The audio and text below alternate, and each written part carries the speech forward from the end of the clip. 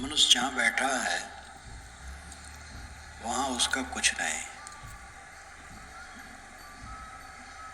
लेकिन कितना बड़ा भ्रम पाल रहा है कि चारों तरफ जो कुछ है मेरा है। आदमी जीवन भर उन वस्तुओं और व्यक्तियों को अपना माने बैठे रहता है जो उसके नहीं। इस मोह को भंग कर देना साधक का काम है। जीते जीते अगर ये मोह भंग नहीं हुआ तो मरने पर क्या होगा? एक दिन तो आएगा कि मेरा कुछ नहीं रहेगा, तब मुझे समझने का अवसर नहीं रहेगा। अभी सांस टूट जाए तो हमारा इस संसार से क्या संबंध है, तो हम क्या समझेंगे? जो मर गए तब चितियो जब तजियो प्राणा। जब प्राण छोड़ोगे तब चेतोगे, तब चेतने का अवसर रहेगा। चेतने का अवसर पहले है। देह में रहते रहते विदेह भाव में जीना, ये साधक का काम है। सदगुरु कबीर ने देह धरे विदेह कहा ही व्यंग में कहा, वो प्रसंग दूसरा है।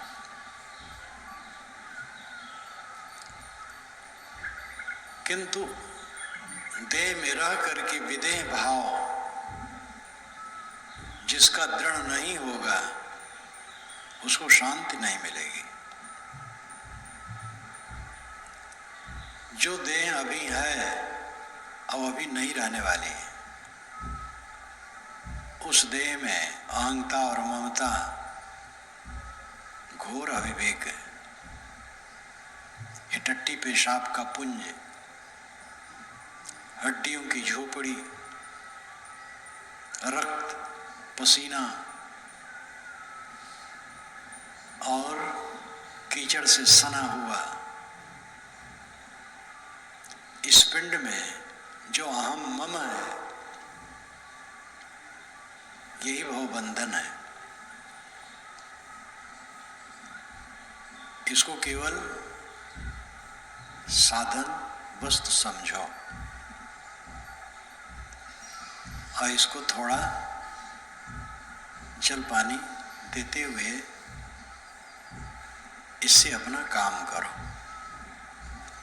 अपने को इसमें से सब समय निकालने की चेष्टा करो। साधक को चलते फिरते उठते बैठते सब समय स्वरूप भाव में जीना चाहिए। स्वरूप भाव, तीन पद मिलकर के समस्त पद है। कई पदों को मिला करके जो शब्द होता है उसको समस्त पद कहते हैं। स्वरूप भाव ये समस्त पद है। स्वरूप भाव, स्व नाम खुद, रूप पदार्थ, भाव का अर्थ भावना भी है और भाव का अर्थ सत्ता है। दोनों अर्थ यहाँ उपयुक्त है। स्वरूप भाव, स्व अपने पदार्थ का अस्तित्व। स्वरूप भाव का अर्थ होता है अपने पदार्थ का अस्तित्व। भाव का अर्थ भावना में जब लिया जाएगा तब होगा अपने स्वरूप की भावना करना। पदार्थ तो है लेकिन ख्याल नहीं है, तो पदार्थ काम नहीं देता है। आपके घर में खजाना गड़ा है, आप जानते नहीं, भिखार बने भटकते हैं। इसलिए भाव सत्ता और भाव भावना दोनों की जरूरत है। सत्ता तो है ही, भावना की जरूरत है। विश्वास के बिना सत्य भी काम नहीं देता है। लेकिन मिट्टी में सोना का विश्वास करने से वो सोना नहीं होती है। वस्तु हो और विश्वास हो तब काम होता है।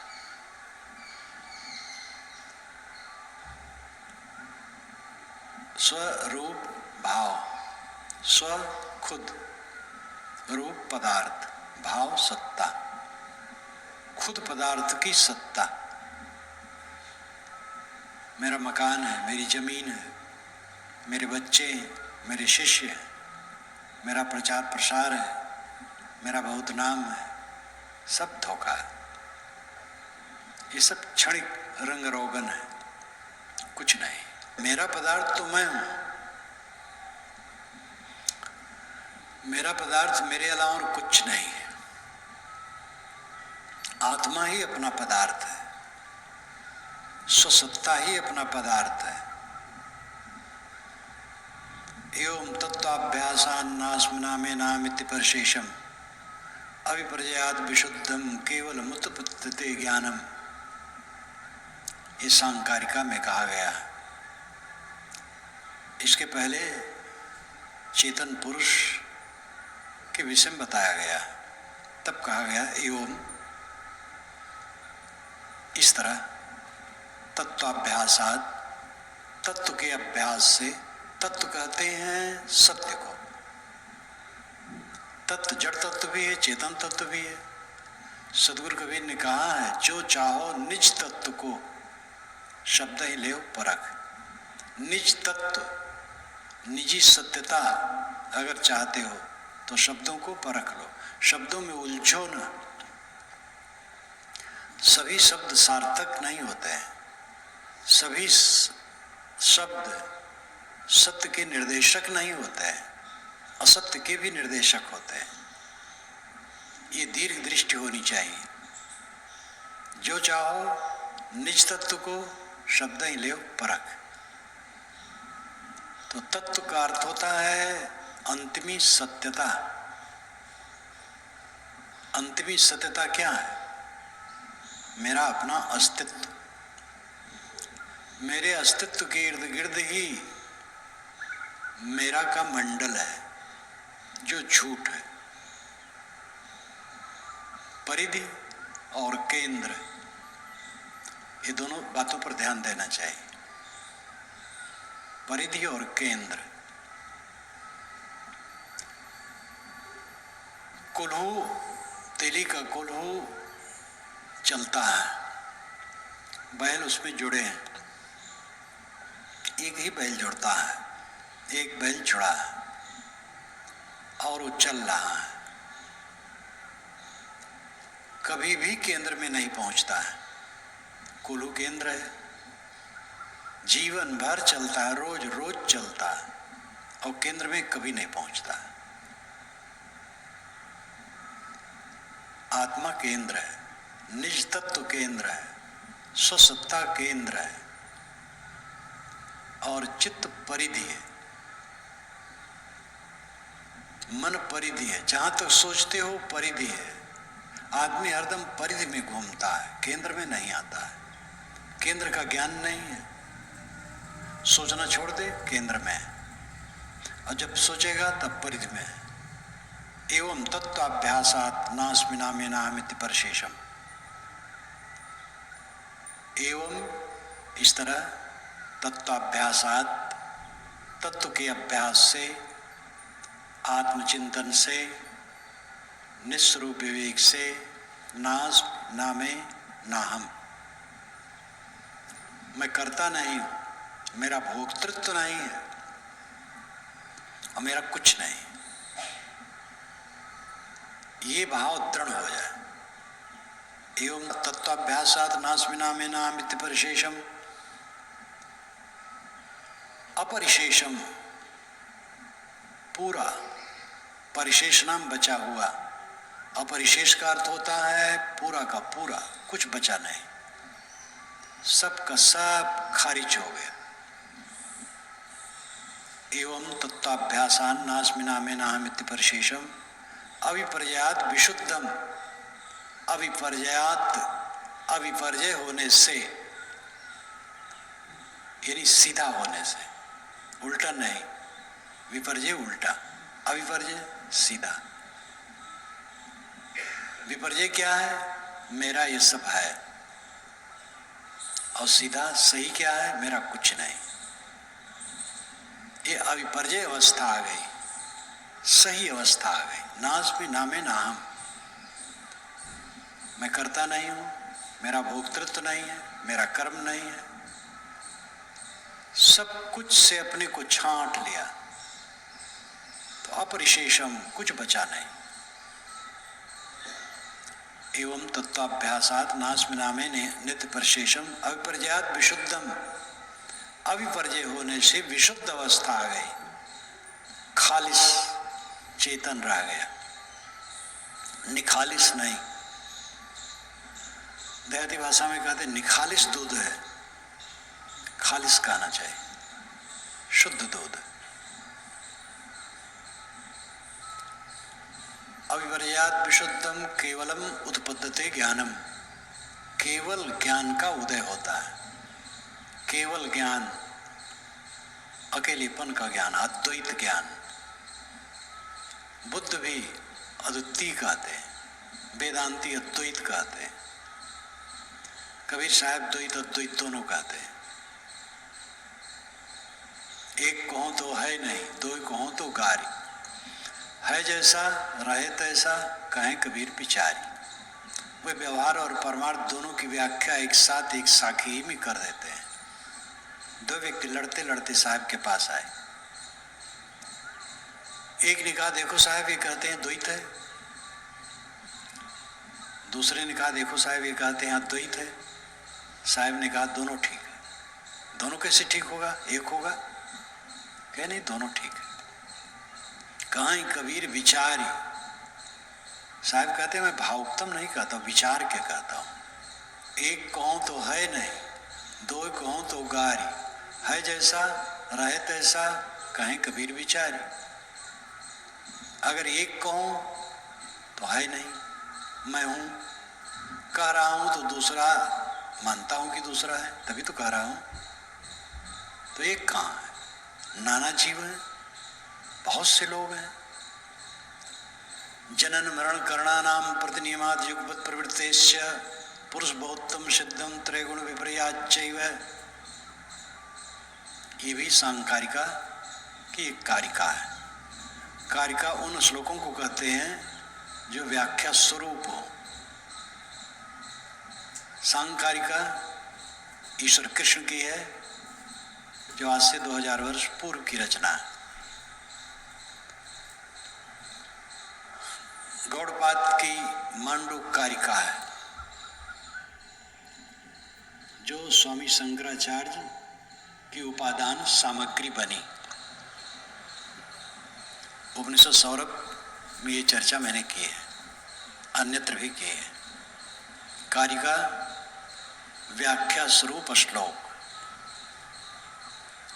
जनन मरण करणानाम, जनन जन्मना, मरण मरना, करणानाम प्रतिनियमात, करणों का प्रतिनियम, करण नाम जानने के साधन, बाहर जानने के साधन आंख नाक कान जीभ चाम है। क्योंकि शब्द स्पर्श रूप रस गंध 5 विषय है, छठा विषय दुनिया में नहीं है। और पांचों विषयों के जानने के लिए 5 ज्ञान इंद्रियां, आंख नाक कान जीभ चाम, ये करण है, बाह्य करण इन्हें कहते हैं। जनन मरण करणानाम, जनन जन्मना, मरण मरना, करणानाम प्रतिनियमात, करणों के प्रतिनियम, आंख का देखना, कान का सुनना, जीभ को चखना, चाम का छूना, इनके माध्यम से चेतन प्रेरित करके सब करता है, लेकिन ये माध्यम है। अयुगपत प्रवृत्ति और अयुगपत प्रवृत्ति है, जुगपत प्रवृत्ति नहीं है। कोई जन्म हो रहा है, कोई मरण हो रहा है। जनन मरण करणानाम प्रतिनियमात, करणों के प्रतिनियम सबके अलग अलग हैं। एक आंख खोले, एक आंख बंद की है, एक बोल रहा है, एक मौन है। तो करणों कि प्रतनियम अलग अलग सबके हैं, एक होता तो फिर एक ही ढंग का होता।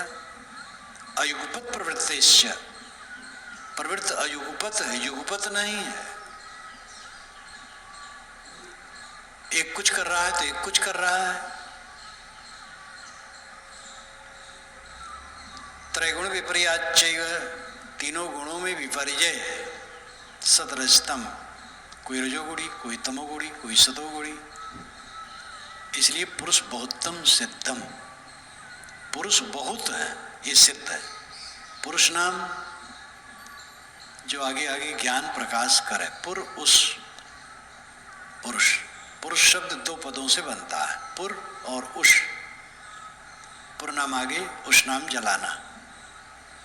आगे आगे ज्ञान प्रकाश जो जलाता रहे वो चेतन पुरुष है। इसलिए चेतन मात्र को पुरुष कहा जाता है। पुरुष बहुतम सिद्धम, ये चेतन आत्मा बहुत सिद्ध है। इस सत्यता को कौन झुठला सकता है? जब हरिद्वार में एक स्वामी जी ने कहा, आप आत्मा अनेक मानते हैं, तो मैंने कहा आपको कैसे लगता है? विद्वान पुरुष थे और बुजुर्ग थे। उन्होंने कहा हाँ, जन्म मरण करना नाम तो है। हम कहते तब वो मंत्र न हो, वो कारिका न हो, लेकिन जगत की व्यवस्था देखिए, नाना जीव हैं। जड़ तत्व एक नहीं है, अनेक है। एक जड़ तत्व में असंख्य कण है, तो एक कहाँ? एक कहो तो है नहीं। साहब कहते अगर कोई एक कहे तो है नहीं, दो कहो तो गारी। जब परमार्थ अवस्था में पहुंच गया तो दो कहना गाली देना है उसको। संकल्प शून्य हो गया, स्वयं सत्ता शेष, दो कहाँ वहां? मन से संसार जुड़ता है, मन खारिज हो गया तो चेतन असंग रह गया। तो समाधि अवस्था में, परमार्थ अवस्था में द्वैत कहना, उस सत्य को गाली देना है।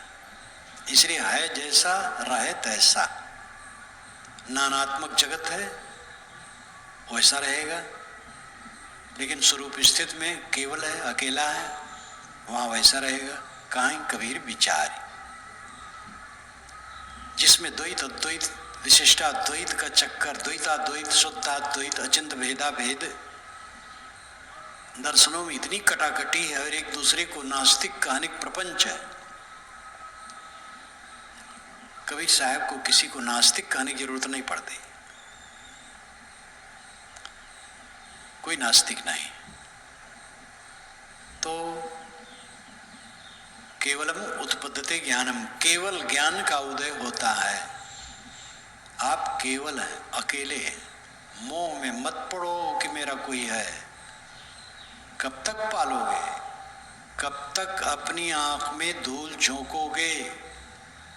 ये व्यवहार है। इर्द गिर्द लोग इकट्ठे हो गए, उनके साथ विनम्रता से व्यवहार कर दो। आप अकेले हैं। हाण जरे लकड़ी जले, जले जलावन हारे, कौतुक हारा भी जले, कासों करूं पुकारे। साहब कहते हैं किसी की मृत्यु हो गई, दाह कर्म के लिए ले गए, तो उस लाश की हड्डियां जलने लगी और हड्डियों को जलाने वाली लकड़ी भी जल रही है, और दाह कर्म करने वाला जो है, अग्निदान करता है, वो भी एक दिन जलता है। और इतना ही नहीं, कौतुक हारा पीछ रहे। कौतुक हारा जो देखने वाले वहां सब इकट्ठे हैं, वे भी एक एक दिन चलते हैं। कासों करूं पुकार, किसको पुकारूं? कौन बचाएगा? सब तो यहां जलने वाले हैं। साधो ये मुर्दों का गांव, तो अद्भुत भजन है। अंत में कहा नाम अनाम अनंत रहते हैं, दूजा तत्व न होई। काहे कबीर सुनो भाई, साधो भटक मोह जन कोई।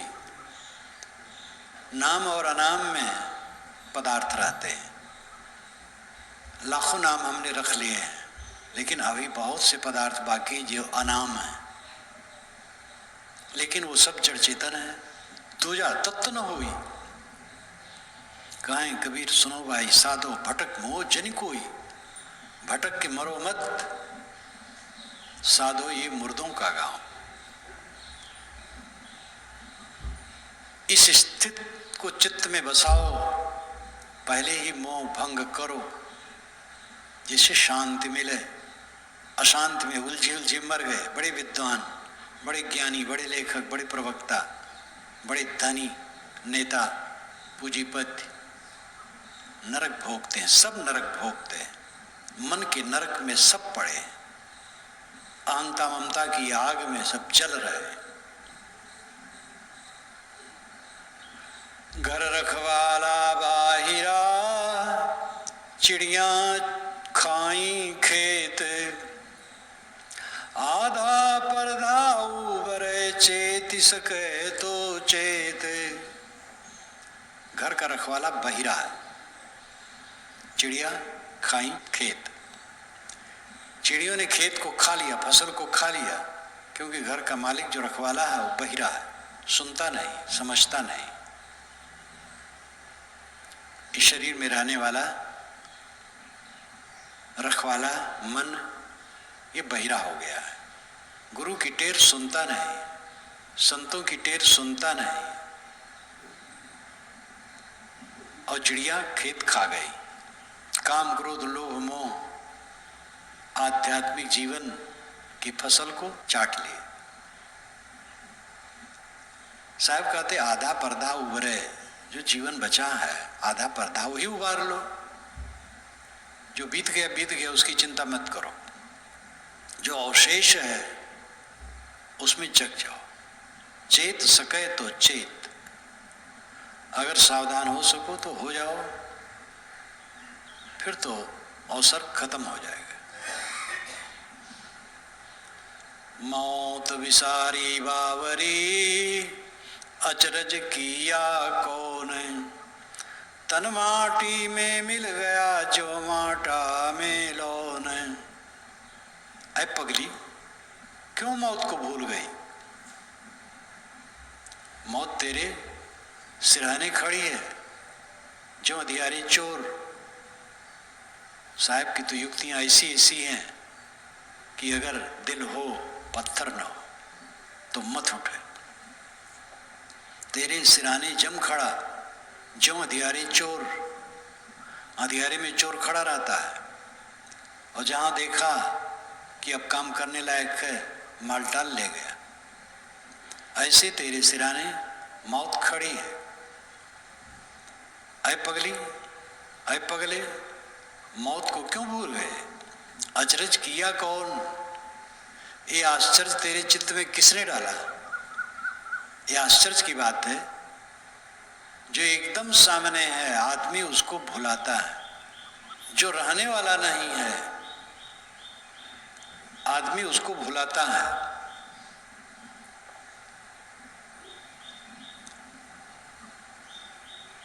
ये जीवन, ये शरीर स्थिर नहीं है, ये जाएगा। तन माटी में मिल गया ज्यों आटा में लौन। आटा में नमक मिल जाता है, ऐसे शरीर मिट्टी में मिल जाएगा। हमारे मित्रों का मिल चुका है। जो जन्मे हम संग उतो सब स्वर्ग सिधारे, जो खेले हम संग काल तिन्हों का मारे। हम हूँ जर्जर दे निकट ही तीसत मरिवो, जो सरिता को तीर वृक्ष को तुच्छ उखरिबो। अब हूँ नहीं छाड़त मोह मन, उमग उमग उर्झोरत। ऐसे अचेत के संग सो न्याय जगत दुख को साथ। जो हमारे साथ जन्म लिए थे वो मर चुके हैं। हमारे साथ जिन्होंने खेला उनमें भी बहुत लोग चले गए। हमारा शरीर भी जर्जर है। नदी के तट पर लगा हुआ वृक्ष अब गिरा, वैसे शरीर जाने वाला है। इतने पर भी मोह मन नहीं छोड़ता है, उमग उमग करके उलझता रहता है। जगने की आवश्यकता है। जन्मै मरण विचारी के कोरे काम निवारी। जिन पंथा तुहि चालना सोई पंथ संवारी। जन्मै मरण विचारी के, जन्म हुआ है, मृत्यु होगी, ये विचार करके कोरे कर्म निवारी, खराब कर्म छोड़ दो, कुचिंतन न करो, काम वासना का चिंतन न करो। गृहस्थ के लिए एक बच्चा पैदा करने के लिए काफी, बस रोज रोज उसमें घिसने की क्या जरूरत है, पिटने की? अपने को क्यों छीड़ कर रहे हो? क्रोध का चिंतन न करो, कोई प्रतिकूल है सह लो, सहना ही तप है, सहने से आपकी शक्ति बढ़ेगी। क्रोध को मारो, लोभ न करो। वैराग को दुश्मन लोभ महा है, वैराग का तो दुश्मन है लोभ, महान दुश्मन है। गृहस्थ को भी वैराग करना चाहिए, उसी कपड़े में रहे, उसी आश्रम में रहे, लेकिन वैराग की जरूरत है, क्योंकि उनको भी घर छोड़ना है। केवल साधु को संसार से जाना होता, गृहस्थों को यही रहना होता तो मोह न छोड़ दे, सबको जाना है। कूरे कर्म निवारी, खराब कर्म छोड़ दो, किसी की बुराई न करो, किसी की निंदा न करो, किसी की जड़ उखाड़ने के चक्कर में मत पड़ो। तुम्हारी जड़ बड़ी मजबूत नहीं है, जो दूसरे की जड़ उखाड़ने के चक्कर में पड़ता उसकी जड़ उखड़ जाती है। जो दूसरे के रास्ते में कांटा बोता उसके रास्ते में कांटे कांटे हो जाते हैं। जो दूसरे को जहर पिलाना चाहता है वो पहले मर जाता है। सुकरात अभी अमर है, पिलाने वाले मर गए। संत ईसा अभी भी अमर है, स्वामी दयानंद सरस्वती अभी भी अमर है, गांधी जी अभी भी अमर है। इनकी हत्या करने वाले सब मर गए। खराब कर्म छोड़ दो, मन वाणी कर्म से शीलवान बनो। दूसरे पर करुणा रखो, क्षमा रखो, दया रखो, सुधार की भावना रखो, संयमित रहो। बुरे कर्म छोड़ दो, बुरे कर्म तुम्हें जलाएंगे। चतुर लोग बहुत प्रवीण बनते हैं, वे टट्टी करके पानी में निचले तल में गाड़ते हैं जिससे ऊपर आने न पाए, लेकिन टट्टी तो ऊपर आनी है। खूब चतुर होते हैं लोग और खूब कुकर्म करते हैं और एकदम पर्दे के आड़ में पर्दा वर्दा फट जाता है, कुछ दम नहीं। आपके अंदर में देखने वाला देख रहा है। यम यमी के संवाद में ऋग्वेद में आता है, यमी ने कहा यम से कि यहाँ कितना एकांत प्रदेश है, आओ हम और तुम विलास करें। भाई बहन थे, कहे नहीं ऐसा मत सोचो, गुप्तचर चारों तरफ घूम रहे हैं, उनकी नजरें हर जगह हैं और हम भाई बहन हैं, ये कर्म नहीं होगा। बड़ा सुंदर वर्णन है। कूरे काम निवारी, बुरे कर्म न करो। मन से बुरा सोचोगे, वाणी से बुरा कहोगे, इंद्रियों से बुरा करोगे, किसी के लिए द्वेष करोगे, किसी को उच्छिन्न करना चाहोगे, तुम उच्छिन्न हो जाओगे, बचोगे नहीं। इस धरती और आकाश के बीच में कर्मों का चक्र कहीं जाता नहीं है, अपने को रुलाता है। जिन पंथा तो ही चलना सोई पंथ संवारी। जिस पंथ में तुम्हें चलना है उसको संवारो। त्याग, वैराग, सहनशीलता, क्षमा, गम, संतोष, धीरज, विवेक, भक्ति, इसको संवारो। माटी कहे कुम्हार को क्या तू रोदे मोही, एक दिन ऐसा होएगा मैं रोदूंगी तो ही। कुम्हार मिट्टी में पानी डाल करके पैर से रौंद रहा था। मिट्टी चिल्लाई, अरे कुम्हार तू मुझे क्या रौंदता है? मैं तो तुम्हें एक दिन ऐसी रौंद दूंगी कि तुम्हारा अस्तित्व नहीं रहेगा। ये अलंकारों में कही हुई बात है। मिट्टी क्या बोलेगी? मिट्टी तो बेजान है। बातों को समझाने का तरीका है। उस दिन की याद हमें करनी चाहिए। वह दिन निरंतर ज्यों कोरी रेजा बुने, नीरा आवे छोर, ऐसा लेखा काल का दौर सके तो दौर। जैसे कोरी जुलाहा रेजा बुनता है, रेजा थान, नीरा आवे छोर, दाहिने से बाएं बाएं से दाहिने एक एक सूत भरनी का डालता है, और एक एक सूत पढ़ते पढ़ते पूरा थान बुन जाता है। इसी प्रकार काल निरंतर आपके निकट आ रहा है। दौड़ सके तो दौड़। अगर मुक्त धाम में दौड़ करके पहुंचना हो तो पहुंच जा। मुक्त धाम में दौड़ना नहीं पड़ता है, ठहरना पड़ता है। दौड़ सके तो दौड़ भी लाक्षणिक है।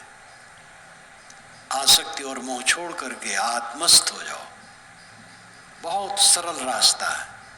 राजपथ स्वरूप ज्ञान स्वरूप स्थित राजपथ है। दुनिया में साहित्य के रूप में जो प्रथम आया है उपनिषदें हैं स्वरूप ज्ञान के विषय में। उसके पश्चात वो धारा चली और सब जगह उपनिषद का अर्थ केवल इतने नहीं है कि वेद और वैदिक साहित्य से जो छांटे गए हैं प्रसिद्ध उपनिषदें वही उपनिषद हैं। भिन्न देश काल में भी जो आत्मचिंतक हैं वे उपनिषद ही कहते हैं। स्वरूप ज्ञान स्वरूप स्थित ये राजपथ है। अपने आप को पहचानो, अपने आप में लौटो, यही जीवन की सार्थकता है।